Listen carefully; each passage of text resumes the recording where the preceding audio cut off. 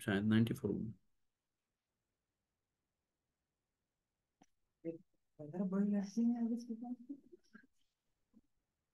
हाँ, चल। ओके, तो हम बात कर रहे थे फ्रेजेस और क्लॉजेस के ऊपर। आप लोग सारे फ्रेश हैं?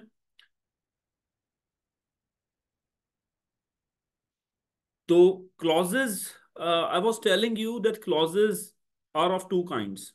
First one is dependent clause and second one is independent clause. Dependent clause depend कर रहे होते हैं इंडिपेंडेंट क्लॉज के ऊपर। अब एक बच्चे ने बड़ा खूबसूरत सवाल पूछा था। वो पूछा ये था कि सर, जो क्लॉज हैं, वो अगर डिपेंडेंट हैं तो वो फ्रेज क्यों नहीं है? फ्रेज भी इनकम्प्लीट मीनिंग दे रहे हैं और क्लॉज भी इनकम्प्लीट मीनिंग दे रहे हैं। तो ये क्या माजरा है कि इसको आप क्लॉज कह रहे हैं, उसको आप फ्रेज कह रहे हैं? ये सवाल पूछा था, बड़ा खूबसूरत सवाल है। देखें, गौर से पढ़ें। फ्रेज के अंदर लिखा हुआ है कि a group of words without a subject verb components. यानी कि फ्रेज के अंदर वर्ब नहीं होता, जबकि क्लॉज के अंदर अहम है, चाहे वो डिपेंडेंट क्लॉज हो चाहे वो इंडिपेंडेंट क्लॉज हो, उसके अंदर वर्ब मौजूद होता है। ठीक है? अगर वर्ब आ जाएगा तो वहां पर वो क्लॉज कंसिडर किया जाएगा। अब वो डिपेंड करता है उसकी मीनिंग देने पे, कि अगर वो कंप्लीट मीनिंग देगा तो वो इंडिपेंडेंट क्लॉज है, आजाद है, आजादी का नारा लगा रहा है कि भाई मैं खुद मुख्तार हूं, मैं खुद खड़ा होकर बात कर सकता हूं अपनी। ठीक है? जबकि अगर वो डिपेंडेंट है, जब अगर वो इंडिपेंडेंट है तो वो जो है वो सहारा लेगा इंडिपेंडेंट का। सब छोड़ के मैं अभी ये पढ़ाऊं फिर सिनोनियम एंटोनियम कैसे पढ़ें, या ये बताऊं वेबसाइट पे क्या होगा, या मैथ्स के फिजिक्स के लेक्चर्स दूं? यार बड़े हो गए हैं आप लोग, माशाल्लाह शऊर रखते हैं। हम लोग जो चीज पढ़ रहे हैं उसके ऊपर फोकस करना चाहिए, या मैं फिजिक्स के बारे में डिस्कस करूं अभी इंग्लिश की क्लास के अंदर? फिर आप कहते हैं कि मुझे गुस्सा आता है।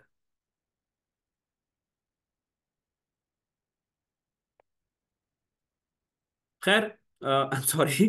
तो क्लॉजेज और फ्रेजेस के अंदर जो है मसला ये है, नहीं, कुछ इंपॉर्टेंट सवाल भी आ जाते हैं ना, इस वजह से मैं ऑन रखता हूँ। असल में मैं गुस्से का बहुत तेज था, पर मैंने अपने आप को काफी कंट्रोल किया है, इस वजह से मैं कभी कभी मीटर घूम जाता है तो इस वजह से वो गुस्सा कर जाता हूँ। उसके लिए मैं माजरत दोबारा कर रहा हूँ, ठीक है? पर थोड़ा सा आप भी ख्याल रखा करें यार। क्लॉजेस और फ्रेजेस का ये सीन है, ठीक है? यहां तक समझ में आ गई? अब यहां पर आपको और समझ में आ जाएगा एग्जाम्पल के साथ।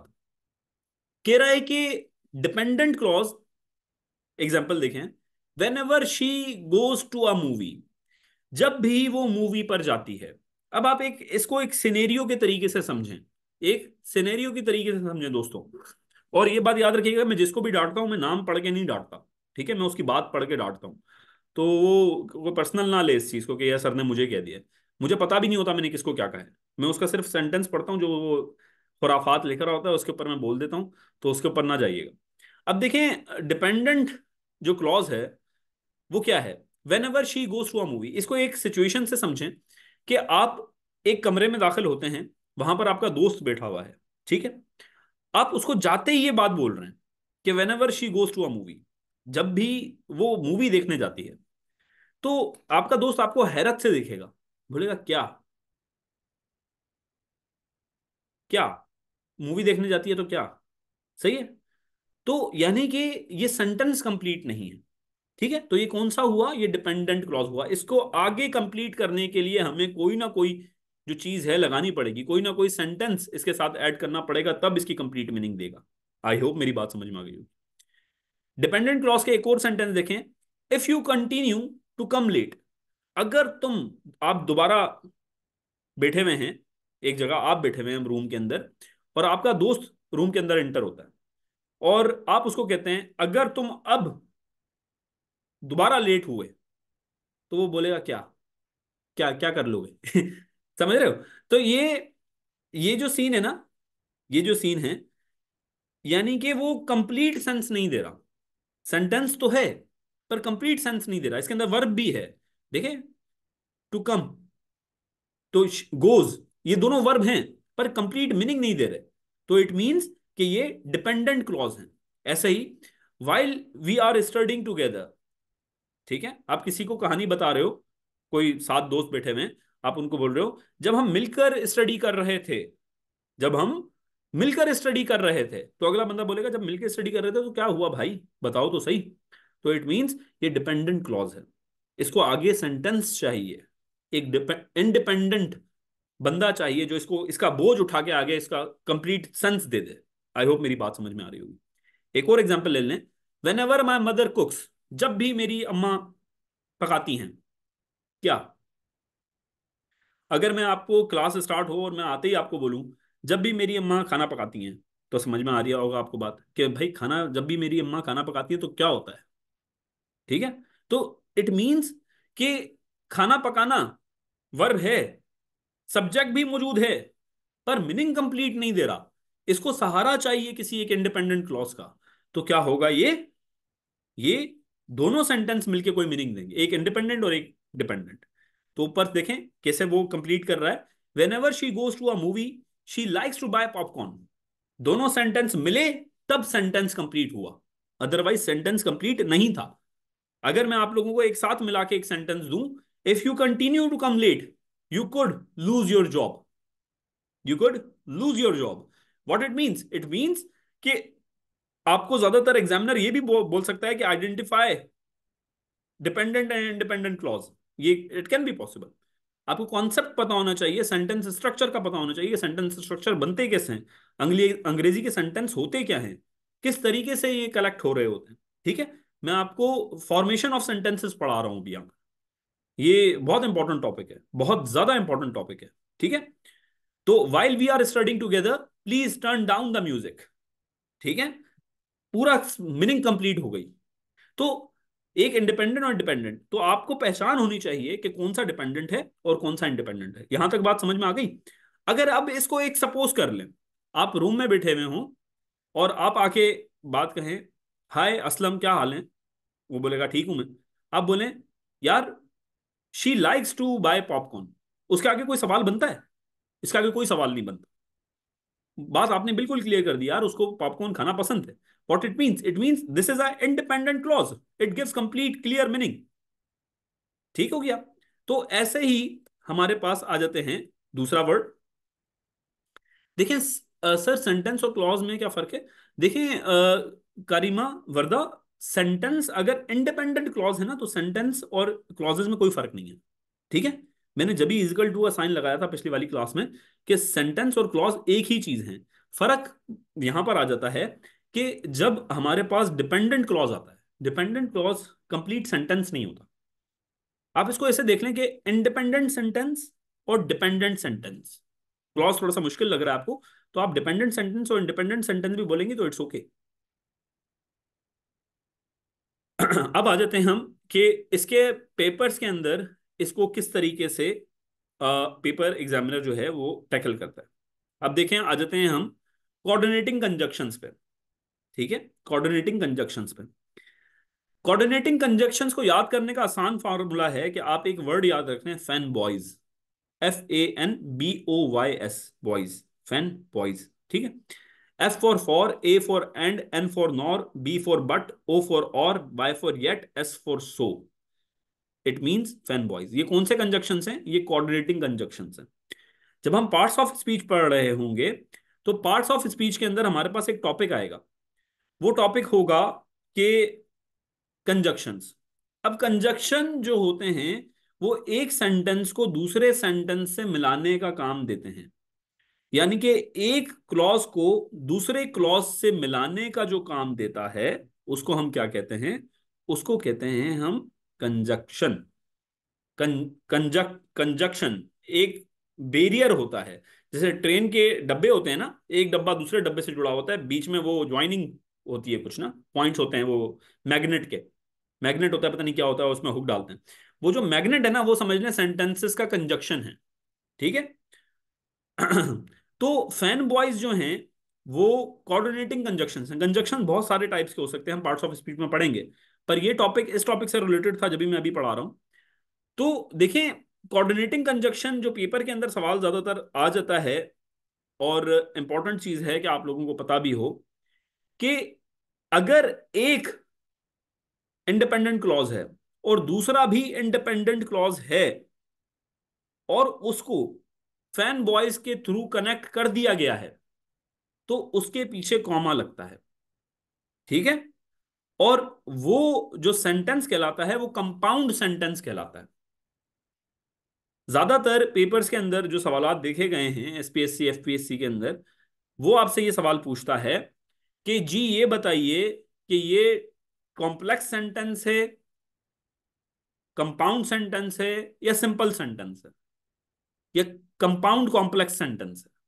ये चार तरीके के सेंटेंसेस, काइंड्स ऑफ सेंटेंसेस पाई जाती हैं, जिनकी बेसिक मैंने पहले पढ़ाई है, डेफिनेशन बाद में दे रहा हूं, क्योंकि मैं कॉन्सेप्ट के ऊपर ज्यादा फोकस कर रहा होता हूं और वर्ड्स के ऊपर नहीं कर रहा होता। ठीक है, तो पहले मैंने चीज समझाई, आपको बाद में बताया कि ये चीज है। आप लोगों ने सवाल देखे होंगे जिसके अंदर वो पूछ रहा होता है कि जी identify the sentence, compound complex, compound complex simple. नहीं, अब देखें एक और जो दो तीन टेक्निकल चीजें हैं, ये अब हम थोड़ा सा एडवांस लेवल की बातें कर रहे हैं, हम सीएसएस लेवल की बातें कर रहे हैं।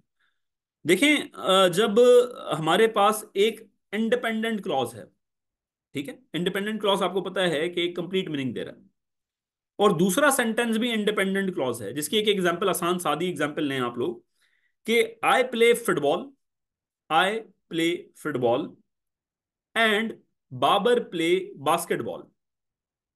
ठीक है, I play football and Babar play basketball. तो ये दोनों सेंटेंसेस कौन सी कैटेगरी में लाई करते हैं, पहले ये बताइए मुझे। ये लाई करेंगे, दोनों इंडिपेंडेंट सेंटेंस हैं। अगर मैं आके सादा सिंपल जबान में आपको ये बात बोलूं कि आई प्ले फुटबॉल, तो आप समझ जाएंगे हाँ यार बात तो कंप्लीट हो गई, अवेज जो है वो फुटबॉल खेलता है, बात खत्म।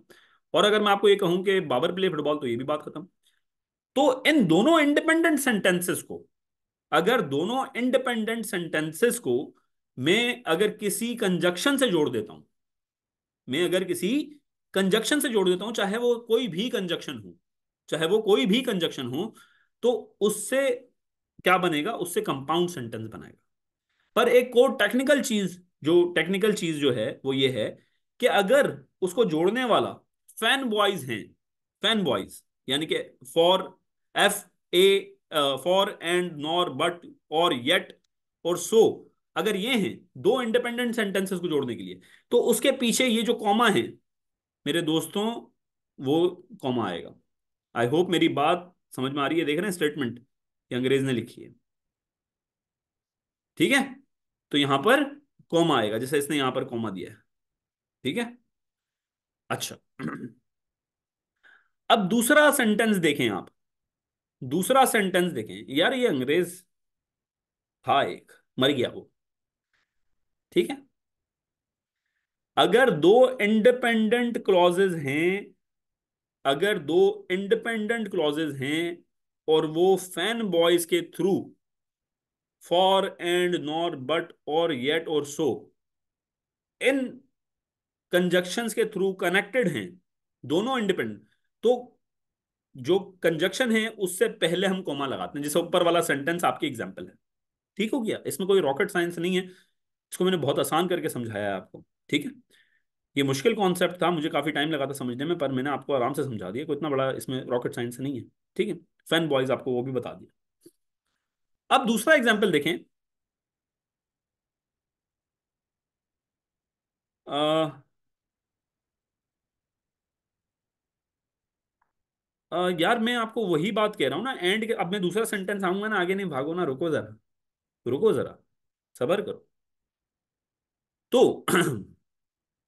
अब दूसरा सेंटेंस है, पढ़ें। कह रहा है she watched a movie and lost track of time. She watched a movie, है she watched a movie and lost track of time. उसने मूवी देखी भाई, ओ खुदाया, she watched the movie and lost track of time.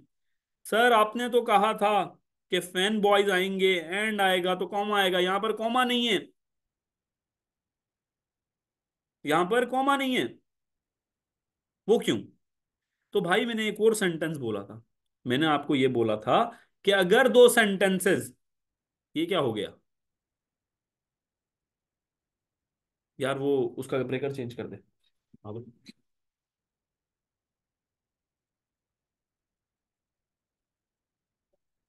यार वो सामने ही है ना, एक मिनट।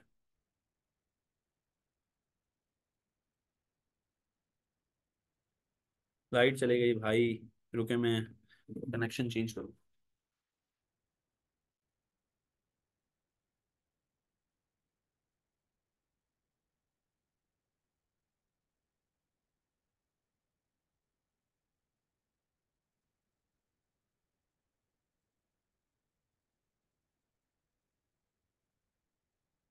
ओह, आवाज आ रही है मेरी?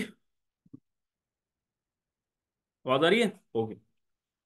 तो सीन क्या था कि दूसरे सेंटेंस के अंदर हमारे पास एंड से पहले हमारे पास क्या नहीं है, कॉमन नहीं है। क्यों? देखें, दूसरा सेंटेंस क्या इंडिपेंडेंट है? बताओ मुझे, क्या दूसरा सेंटेंस इंडिपेंडेंट है? क्या वो अकेला स्टैंड कर सकता है? नहीं।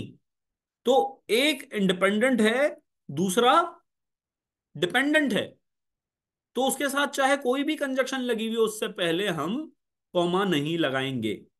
समझ में आ गई?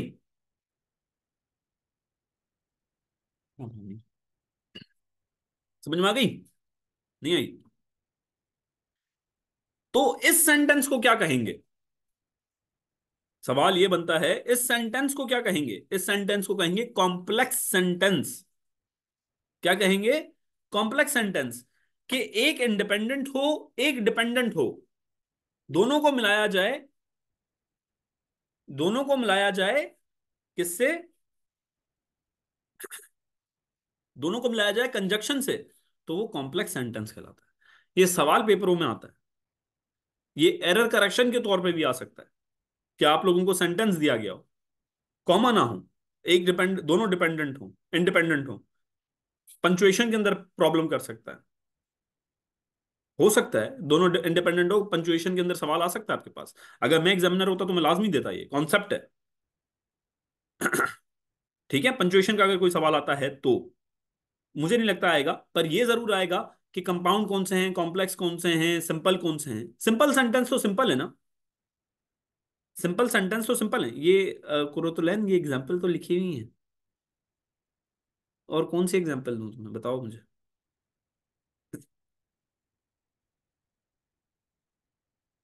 यार ये खोल दे यार,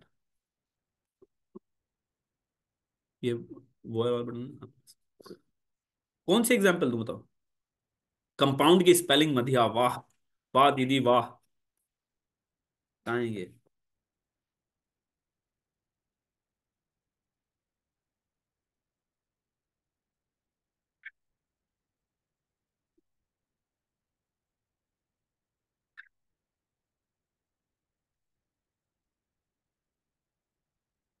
यार ओ भाई, भाई मैं हंसी मजाक में पढ़ा रहा हूँ तो वो दिल पे नहीं ले लेना।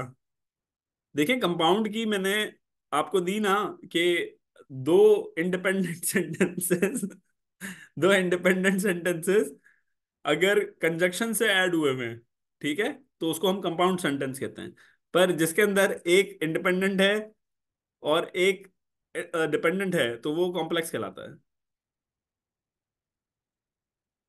जी, दोनों इंडिपेंडेंट होंगे तो कंपाउंड, एक इंडिपेंडेंट और एक मुझे भी भुला रहे हो, एक इंडिपेंडेंट और एक डिपेंडेंट होगा तो कॉम्प्लेक्स। समझ में आ गई? यार वो किसको मैंने बोल दिया था भाई, उससे माजरत है। कौन है वो? सॉरी, कहाँ गई वो? मैं नाम लेके माजरत करूं उनसे। Madhiya, I am really sorry. Madhiya, are you with me? Madhiya, आप मेरी बात सुन रही हैं? आवाज आ रही है आपको?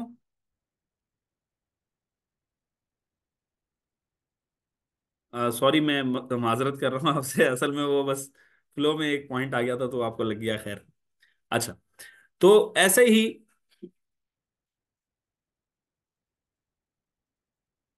आप सना बगैर कंजक्शन के करके दिखाओ मुझे जरा, ज्वाइंट।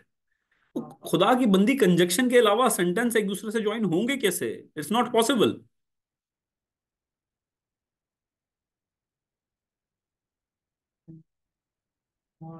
ओ हसन आ गया, खुदा के बंदे, समझ में आ गया बच्चों को यार। हसन मेरा बहुत पुराना स्टूडेंट है, फर्स्ट बैच से साथ है ये मेरे, शहर का भी है, मुझसे एक दफा मिला भी है ये। बहुत नाइस बंदा है।